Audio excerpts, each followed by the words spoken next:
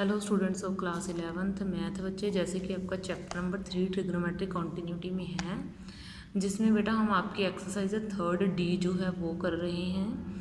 आज बेटा मैं आपकी एक्सरसाइज 3rd डी में से ये क्वेश्चन उठा रही हूँ।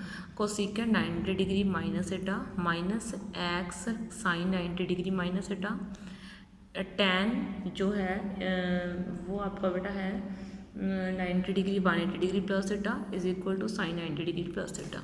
ठीक है, अब देखो बेटा कोसेकेंड 90 डिग्री माइनस थीटा किसके इक्वल होता है? ये होता है आपका सीकेंड थीटा के इक्वल। आपने कुछ नहीं करना, आपने इसकी वैल्यूज़ भरनी है। कोसेकेंड 90 डिग्री माइनस किसका इक्वल होता है? सीकेंड थीटा के इक्वल।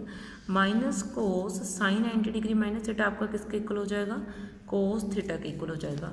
और टैन 180 डिग्री प्लस थीटा क्या होता है? Tan theta.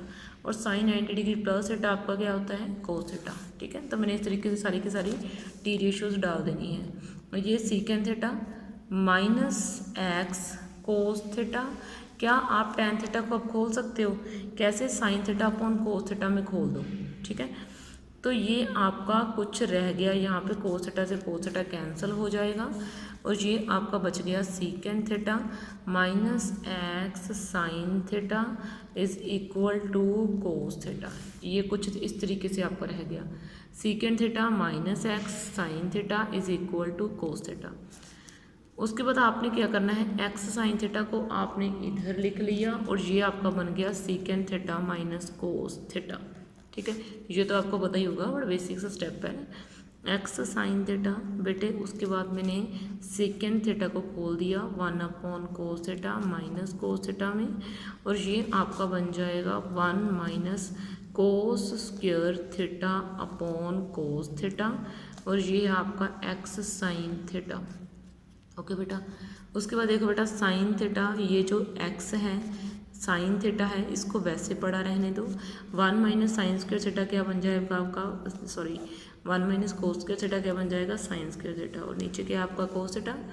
और ये जो एक्स है इधर रहने दिया आपने, और ये जो साइन एक्स है आपने यहाँ पर डिवाइड में डाल दिया। ठीक है, तो इस तरीके से ये एक साइन कैंसिल हो गई, तो x की वैल्यू जो है वो आपके पास क्या आ गई? tan x आ गई। आपकी x की वैल्यू आपके पास क्या आ गई? tan x जो है वो आ गई। ठीक है, और देखो बेटा आगे है आपका cos square pi by 8 plus cos square 3 pi by 8 plus cos square 5 pi by 8 plus cos square 7 pi by 8। इस क्वेश्चन को अब मुझे कैसे डन करना है, इसको ज़रा ध्यान से समझो। क्या मैं कोस स्क्वायर पाई बाई 8 को नहीं छेड़ूंगी? मैं कोस स्क्वायर 3 पाई बाई 8 को नहीं छेड़ूंगी? मैं कोस स्क्वायर 5 पाई बाई 8 को छेड़ रही हूँ। कोस स्क्वायर 5 पाई बाई 8 ये उठा लिया मैंने। क्या मैं इसको ऐसे लिख सकती हूँ? साइन सॉरी कोस स्क्वायर नहीं, सिर्फ कोस को उठाया है। ये बन गया मेरा sine pi by 2 minus 5 pi by 8। मैंने इसको ऐसे लिख दिया। ठीक है, कोई बड़ी बात नहीं है, इसको आपको पता ही है। कोस ये है 5 पाई बाई 8 है, तो इसको मैं साइन 90 डिग्री माइनस थीटा डाल सकती हूँ। तो उसके बाद देखो बेटा मैंने इसका अंदर एलसीएम लिया, तो ये आपका बन गया upon 8 there is 4 pi minus 5 pi, और ये आपका बन गया साइन माइनस पाई बाई 8। और सबसे पहले साइन कौन सा फंक्शन होता है? साइन एक ओड फंक्शन है। साइन कौन सा फंक्शन है? ओड फंक्शन है, तो इसका माइनस बाहर निकल के लग जाएगा। ठीक है, साइन कौन सा फंक्शन है? एक ओड फंक्शन है, तो इसका जो साइन है माइनस का वो बाहर निकल के लग जाएगा। समझ में आई बेटा बात आपको? इतनी सी। ठीक है, उसके बाद देखो बेटा मुझे चाहिए कोस स्क्वायर 5 पाई बाई 8। अब जब मैं ट्रिग्नोमेट्रिक फंक्शन का स्क्वायर करूँगी तो इसका भी स्क्वायर होगा, क्योंकि इसका आंसर ये आया है, तो माइनस हट जाएगा। क्योंकि आपको पता है कि जब हम किसी की स्क्वेयरिंग करते हैं तो माइनस हट जाता है, तो ये आ गया इसका आंसर। अब देखो बेटा उसके बाद मैं कोस स्क्वायर 7 पाई बाई 8 को उठाऊंगी। कोस स्क्वायर 7 पाई बाई 8 को उठाया, उसको मैंने लिखा स्क्वायर के बिना उठाया, सॉरी, इसको मैंने लिखा 7 sine 90 degree minus 7 pi by 8। Okay, ये हो गया।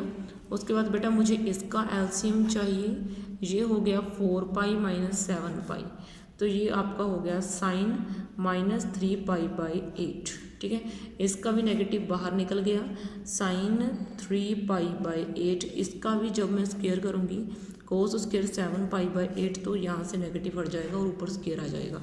ठीक है, तो अब देखो मेरा क्वेश्चन क्या था? क्वेश्चन मेरा ये था ये था, इसकी वैल्यू डाल दो और इसकी वैल्यू डाल दो, ठीक है। तो देखो अब मैं क्या करूँगी, cos square π/8 plus cos square 3π/8।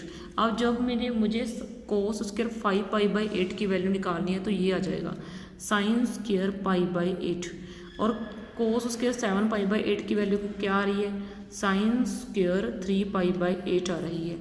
तो यहाँ से मैंने कोस स्क्वायर और साइन स्क्वायर सेम एंगल वाले फंक्शन अलग कर लिए, cos π/8 plus sine square π/8 plus फिर cos square 3π/8 plus sine square 3π/8। ये जो है आपका 1 हो गया, ये भी आपका 1 हो गया और इसका आंसर 2 आ गया। यही तो आपका प्रूफ करना था, ठीक है।